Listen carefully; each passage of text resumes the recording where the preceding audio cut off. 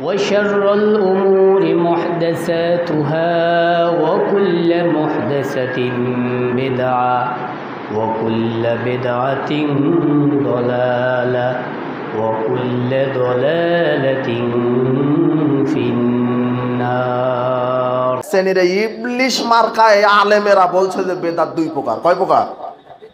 বেদাতে কি হাসানা আর বেদাতে সাইয়্যা।